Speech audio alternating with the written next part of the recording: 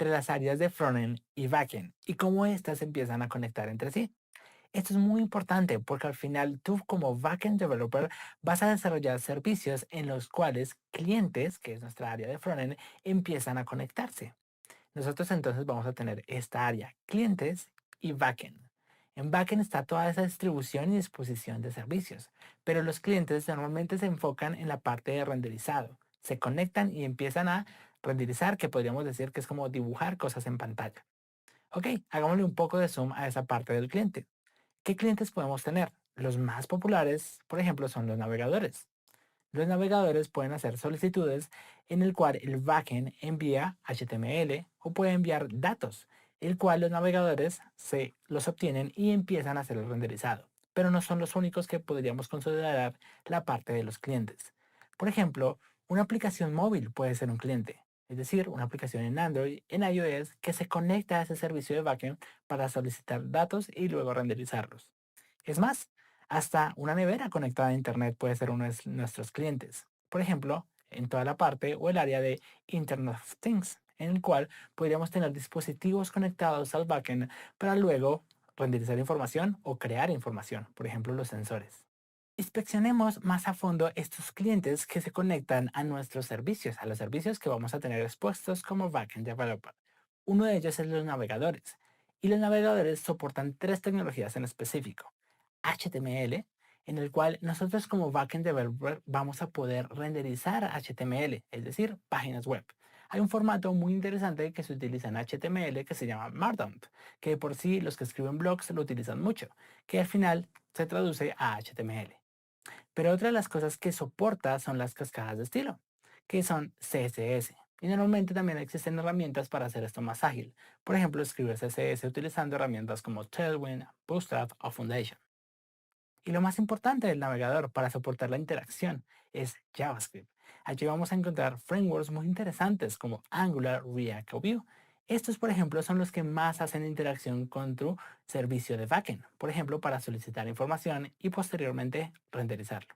Otro de esos clientes que se van a conectar a tus servicios como backend es mobile, en el cual tenemos ecosistemas bastante maduros. Por ejemplo, tenemos todo el ecosistema de iOS, y allí, por ejemplo, se van a crear aplicaciones con lenguajes de programación como Swift o Objective-C.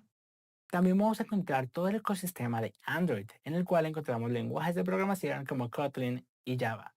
Con estos lenguajes de programación vamos a crear aplicaciones para estas dos plataformas y estas se van a conectar a nuestros servicios de backend para hacer renderizado, login, sistemas, etcétera. Sin embargo, también hay una parte muy interesante y es la parte de cross-platform. Allí lo que se hace es con una sola base de código escribirlo y luego exportarlo para las dos plataformas, iOS o Android. Entre esas tecnologías para hacer cross-platform tenemos React Native, Flutter y .NET MAUI. Ya hemos visto los diferentes tipos de tecnologías que utilizamos para conectarnos al backend, por ejemplo en la parte mobile y de navegadores. Pero en el backend, ¿qué lenguajes empezamos a utilizar para escribir estos servicios? Allí en el backend vamos a tener un abanico bastante interesante y grande de opciones. Por ejemplo, tenemos lenguajes como Python, C Sharp, Java y normalmente vamos a encontrar estos lenguajes acompañados de un framework, una herramienta precisamente que nos permite escribir código más ágil y con una estructura y estándar para desarrollar esos servicios. Pero sin embargo, ¿cómo empezamos entonces a conectar estas dos áreas? ¿Cómo empezamos a conectar la parte del cliente y el backend? Allí nosotros vamos a hacer esa conexión por algo llamado APIs, Application Programming Interface.